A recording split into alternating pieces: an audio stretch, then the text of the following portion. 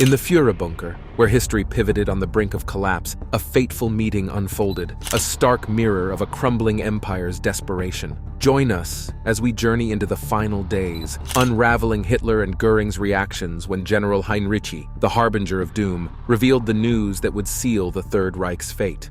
The desperate situation. General Heinrici takes command. As the shadow of defeat loomed over the Third Reich in late March 1945, the once formidable German war machine found itself in a state of disarray and desperation. The relentless advance of Allied forces from both the east and west had left Germany's borders in tatters, its cities reduced to rubble, and its people gripped by a sense of impending doom. In this dire hour, the Nazi leadership turned to General Gotthard Heinrici, a man renowned for his defensive prowess, to take command of the beleaguered army group Vistula and fortify the last major obstacle between the Soviet juggernaut and Berlin, the Oder River. Heinrici, a seasoned veteran of both world wars, was no stranger to the grim realities of combat. His reputation as a defensive genius had been forged in the crucible of battle, where his meticulous planning and strategic acumen had saved countless German lives and delayed the inevitable on numerous occasions. However, the task that lay before him in the spring of 1945 was unlike any he had faced before. The once mighty Wehrmacht, now a shadow of its former self, was hemorrhaging men and material at an alarming rate, while the enemy's strength seemed to grow with each passing day. As Heinrici assumed command of the army group Vistula, he quickly assessed the dire situation along the Oder River. The terrain, a patchwork of marshes, forests, and open fields, offered little in the way of natural defenses against the impending Soviet onslaught. The German forces at his disposal, a ragtag collection of battle-weary veterans, fresh-faced conscripts, and Volkssturm militia, were woefully under-equipped and spread thinly along the 100-mile front. Many of the soldiers lacked basic necessities, such as warm clothing, ammunition, and even food, their morale sapped by the unrelenting pressure of the enemy and the knowledge that their cause was all but lost. Despite these daunting odds, Heinrici set about the task of fortifying the Oder River defenses with grim determination. He worked tirelessly to reorganize his troops, prioritizing the allocation of scarce resources to key sectors of the front and implementing a series of tactical innovations designed to maximize the effectiveness of his limited manpower. Under his guidance, the German forces along the Oder dug in, constructing a network of trenches, bunkers, and minefields in a desperate bid to slow the Soviet advance and buy time for the defense of Berlin. However, even as Heinrici labored to shore up the Oder River line, he knew that his efforts were ultimately futile. The sheer weight of the Soviet offensive, bolstered by a seemingly endless supply of men and tanks, would inevitably overwhelm the German defenses. The question was not if the Oder would fall, but when and how many lives would be lost in the process. As the days ticked by and the distant thunder of Soviet artillery grew ever louder, Heinrici steeled himself for the battle to come, knowing that the fate of Germany, and perhaps all of Europe, hung in the balance. Meetings in the Führerbunker, confronting the reality. Deep beneath the war-torn streets of Berlin, in the dank and cramped confines of the Führerbunker, a series of tense meetings unfolded between General Gotthard Heinrici and the Nazi leadership. The bunker, a labyrinthine network of concrete rooms and corridors designed to withstand the most devastating of bombings, had become the last refuge of Adolf Hitler and his inner circle as the Allied noose tightened around the German capital. It was here, in this claustrophobic underground chamber, that Heinrici would confront the stark reality of Germany's impending defeat and the delusional optimism of those who still clung to the myth of final victory. As Heinrici descended into the depths of the Führerbunker, he was struck by the surreal atmosphere that pervaded the complex. The air was thick with the acrid scent of smoke and the cloying odor of fear.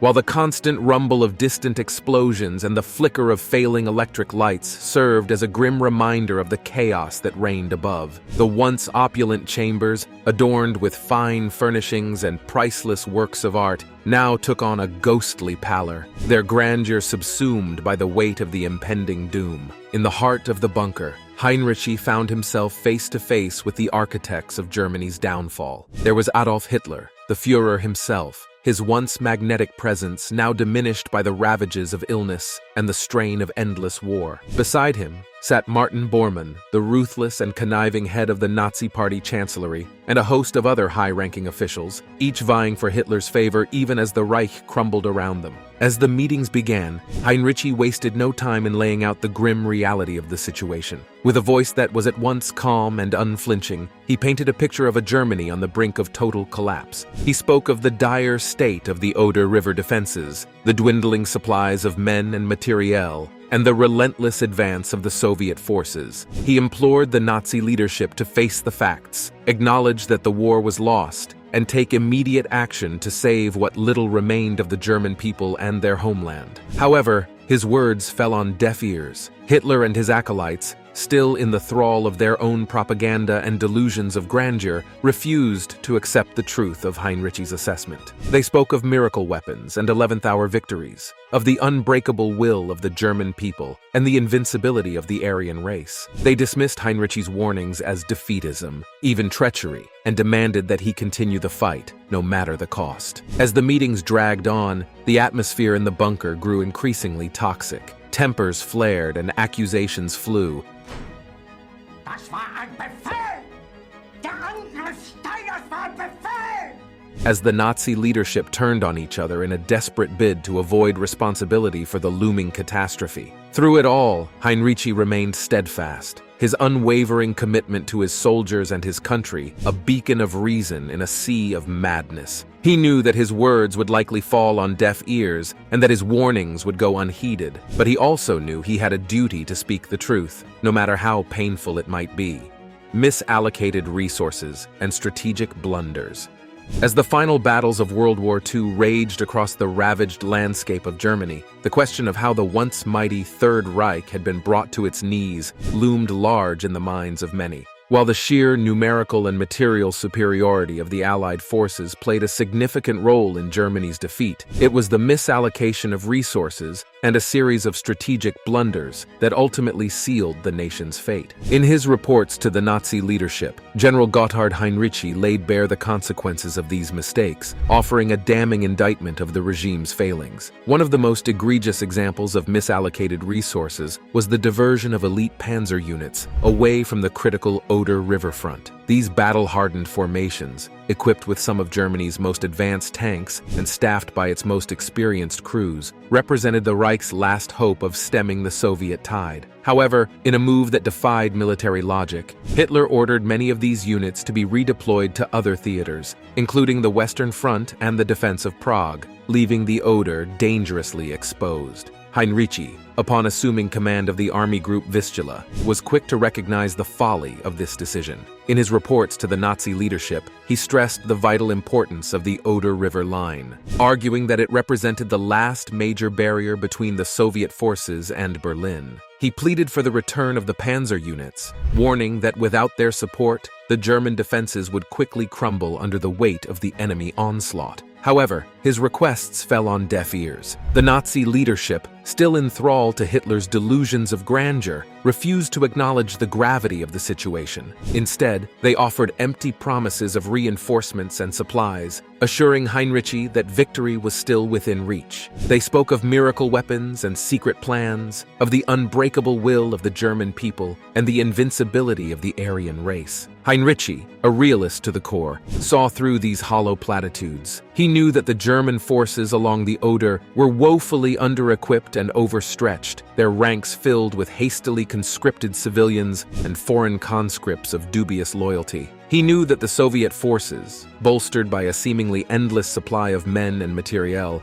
would not be swayed by rhetoric or propaganda. He knew that without a fundamental shift in strategy and a massive infusion of resources, the Oder River line would fall, and with it, the last hope of defending Berlin. As the days turned into weeks and the Soviet offensive drew ever closer, Heinrici continued to press his case, his voice a lone cry of reason amidst the chaos and confusion of the Führerbunker. He warned of the dire consequences of the regime's strategic blunders, painting a vivid picture of the destruction and loss of life that would follow if his warnings went unheeded. In the end, however, his efforts were in vain. The Nazi leadership, consumed by their own hubris, and disconnected from the harsh realities of the front lines, refused to change course. They continued to pour resources into doomed offensives and grandiose projects, even as the enemy closed in on all sides. They clung to their delusions of victory, even as the foundations of their empire crumbled beneath their feet. The impact of these strategic blunders on Germany's defense was nothing short of catastrophic. The Oder River line, once seen as an impregnable bulwark against the Soviet advance, quickly collapsed under the weight of the enemy assault. The German forces, deprived of the support they so desperately needed, fought bravely but ultimately in vain, their ranks decimated by the relentless Soviet onslaught. Berlin, the heart of the Third Reich, soon found itself under siege, its streets reduced to rubble, and its people left to face the horrors of war alone. Hitler's delusion and Göring's desperation. As the Third Reich teetered on the brink of collapse in the spring of 1945, two of its most prominent figures, Adolf Hitler and Hermann Göring, found themselves increasingly at odds with the grim reality of their situation. Hitler, the once charismatic leader who had promised a 1,000-year Reich, was now a mere shadow of his former self, his mind clouded by illness, paranoia, and a stubborn refusal to acknowledge the depths of Germany's defeat. Göring, the erstwhile heir apparent and master of the Luftwaffe, was consumed by a desperate desire to maintain his grip on power and the trappings of luxury, even as the world he had helped to build crumbled around him. In the dank confines of the Führerbunker, Hitler's delusion manifested itself in a steadfast refusal to confront the reality of the war's outcome. Despite the overwhelming evidence of Germany's impending defeat, the Führer clung to the belief that victory could still be achieved through sheer force of will and the mythical powers of the German people.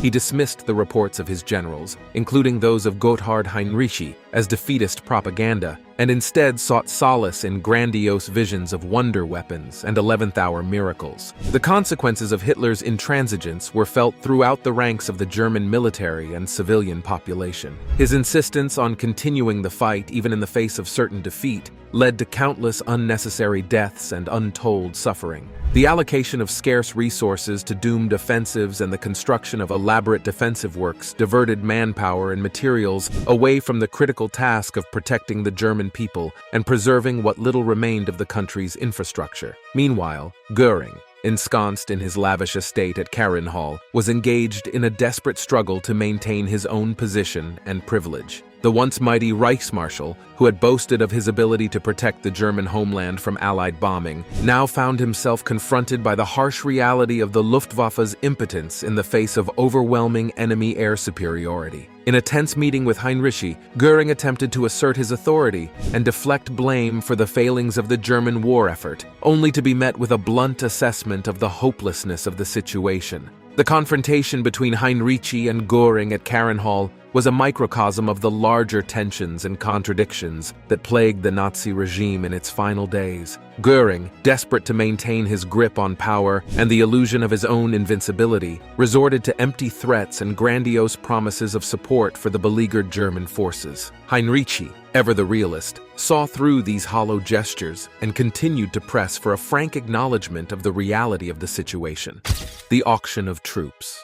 Amidst the increasingly surreal atmosphere of the Führerbunker, a bizarre and macabre scene unfolded during one of the tense meetings between Hitler and his inner circle. As Heinrici delivered his grim assessment of the military situation and the dire need for reinforcements, a group of high-ranking Nazi officials, including Hermann Göring, Heinrich Himmler, and Karl Donitz, engaged in a perverse auction of sorts, each pledging to provide a certain number of troops to bolster the crumbling defenses of Berlin. Göring, ever the opportunist, grandiosely declared that he would immediately place 100,000 Luftwaffe men at Hitler's disposal, promising that they would arrive on the Oder front within days. Not to be outdone, Himmler chimed in, asserting that the SS had the honor of providing an additional 25,000 fighters for the cause. Donitz, refusing to be left out of the macabre bidding war, pledged 12,000 sailors to join the fray, claiming that they would leave their ships and reinforce the land defenses without hesitation. To Heinrici, a premier defensive expert with a keen grasp of the realities on the ground. This surreal display of one-upmanship and empty promises was nothing short of absurd. He knew full well that these hastily assembled and ill-prepared troops would do little to stem the relentless Soviet advance, serving only to swell the ranks of the dead and wounded in a futile last stand. Hitler's final refuge. As the once mighty Third Reich crumbled under the weight of Allied advances, Adolf Hitler retreated to the depths of the Führerbunker, a subterranean complex beneath the ruins of Berlin. This claustrophobic labyrinth of concrete and steel, originally intended as a temporary air raid shelter, now served as the last refuge of the Nazi regime's inner circle. Within its dank and dimly lit confines, a surreal atmosphere of despair and decadence pervaded, as the architects of the Reich's downfall grappled with the inescapable reality of their impending defeat. For Hitler, the Führerbunker was both a sanctuary and a prison, a place where he could escape the harsh realities of the war above while simultaneously being confronted with the undeniable evidence of his own failings. As the weeks passed and the Soviet noose tightened around Berlin, the once charismatic leader descended into a state of physical and mental deterioration, his body ravaged by the effects of Parkinson's disease and the cocktail of drugs administered by his personal physician, Theodor Morell.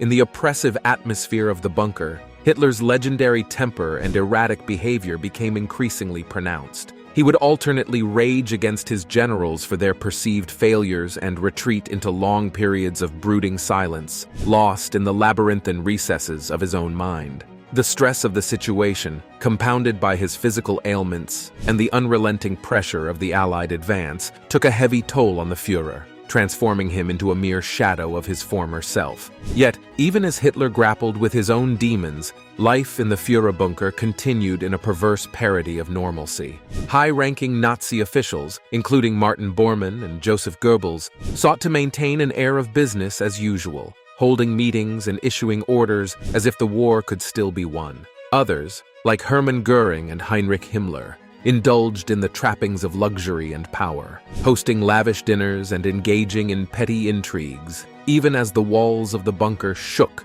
with the impact of Soviet shells. The stark contrast between the grim realities of the outside world and the surreal atmosphere of the Führerbunker was not lost on those who witnessed it firsthand. Soldiers and civilians alike, caught up in the maelstrom of the Battle of Berlin, looked upon the Nazi elite with a mixture of contempt and disbelief, marveling at their ability to maintain the illusion of power and privilege even as the city burned around them. The Red Army's advance and the fall of Berlin. As the spring of 1945 dawned, the once formidable defenses of Berlin lay in ruins, shattered by the relentless onslaught of the Red Army.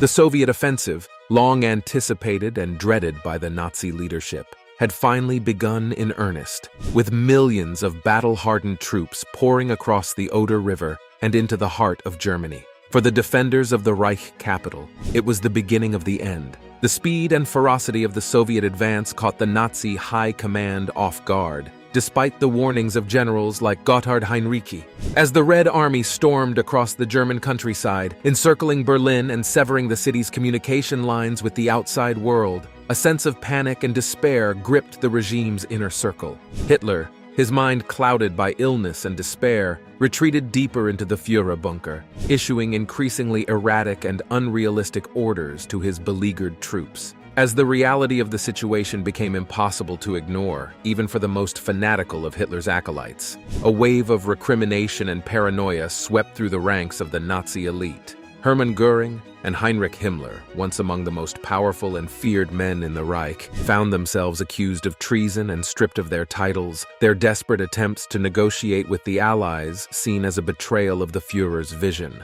Amid this atmosphere of chaos and despair, Hitler descended into a state of nervous collapse. The once grand boulevards and squares of the Reich capital, which had echoed with the sounds of marching troops and the roar of adoring crowds, now rang with the screams of the wounded and the dying. The crumbling illusions of the Nazi regime. As the Red Army tightened its grip on Berlin and the Western Allies closed in from all sides, the once mighty edifice of the Nazi regime began to crumble under the weight of its own delusions and contradictions. The grandiose visions of a 1,000-year Reich, built on the myth of Aryan supremacy and the cult of personality surrounding Adolf Hitler, were exposed as hollow fantasies, their promises of glory and conquest giving way to the grim realities of defeat and despair. At the heart of this unraveling lay the fundamental clash between Hitler's stubborn insistence on the possibility of victory and the growing recognition among his subordinates that the war was irretrievably lost. Nowhere was this conflict more starkly illustrated than in the confrontation between Hitler and his once loyal deputy, Hermann Göring. As the Allied noose tightened around Berlin, Göring, sensing the inevitability of defeat, began to distance himself from the Führer and make preparations for his own survival. In a desperate bid to maintain his position and privilege, he sought to open negotiations with the Western Allies, hoping to secure a separate peace that would allow him to retain some measure of power in a post-war Germany. Hitler, ever suspicious of any hint of disloyalty or defeatism, reacted with fury to Göring's machinations. In a tense exchange, he accused the Reichsmarschall of treason and stripped him of all his titles and powers. Göring, for his part, retreated to his lavish estate at Karenhall, where he continued to indulge in the trappings of luxury and plot his own escape from the collapsing Reich. The confrontation between Hitler and Göring was mirrored in the larger tensions and conflicts that plagued the Nazi regime in its final days. As the military situation deteriorated and the prospect of defeat loomed ever larger, the facade of unity and purpose that had once characterized the Reich began to crumble. Faced with imminent defeat, high-ranking officials engaged in a frantic scramble for self-preservation, seeking to disassociate themselves from the regime's atrocities. Others remained stubbornly loyal, in a delusion of victory, deaf to the deafening thunder of Soviet shells closing in. Amidst this atmosphere of desperation and delusion, the voice of reason and realism, embodied by figures like Gotthard Heinrici, struggled to be heard. In a series of tense meetings and confrontations, Heinrici sought to impress upon the Nazi leadership the hopelessness of their situation and the need for immediate action to save what little remained of Germany and its people. His warnings, however, fell on deaf ears, drowned out by the hollow promises and grandiose rhetoric of those who refused to confront the reality of their impending defeat. Hitler's final act. As the Soviet noose tightened around Berlin and the last vestiges of the Third Reich crumbled, Adolf Hitler prepared for his own end with a mixture of resignation and defiance. Ensconced in the depths of the Führerbunker, surrounded by a dwindling band of loyal acolytes, the once mighty dictator sought to choreograph his final hours with the same meticulous attention to detail that had characterized his rise to power. In a surreal twist of fate, Hitler chose to mark his impending demise by finally marrying his longtime mistress, Eva Braun. The ceremony, held in the early hours of April 29, 1945, was a somber affair, attended only by a handful of witnesses and conducted against the backdrop of a city in ruins. For Hitler, the marriage was a final act of defiance, a gesture of commitment to the woman who had stood by his side through the darkest days of the war. With his personal affairs in order, Hitler turned his attention to the matter of his political legacy. In a series of dictated documents, he outlined his final wishes, appointing his most trusted acolytes to key positions in the crumbling remnants of the Reich. He also used the occasion to settle old scores, lashing out at those he perceived as having betrayed him in his hour of need, including Göring and Himmler. As the final hours of April 30 ticked away, Hitler's thoughts turned increasingly to the question of his own mortality. Determined to avoid the fate of Mussolini, whose body was publicly desecrated after his execution, the Führer made meticulous plans for the disposal of his own remains. He instructed his aides to burn his body after his death, ensuring that no physical trace of his existence would fall into the hands of his enemies. Hitler taking his own life was a grim and ignominious affair, a far cry from the grandiose visions of martyrdom and sacrifice that had long haunted his twisted psyche. With Berlin crumbling around him and the sound of Soviet guns echoing through the corridors of the Führerbunker, the once mighty dictator retired to his private quarters with Eva Braun. There, in a final act of desperation and defeat, he took his own life, his body slumping lifeless on the couch beside his bride of less than 2 days. Thanks for watching, and we'll see you in the next one.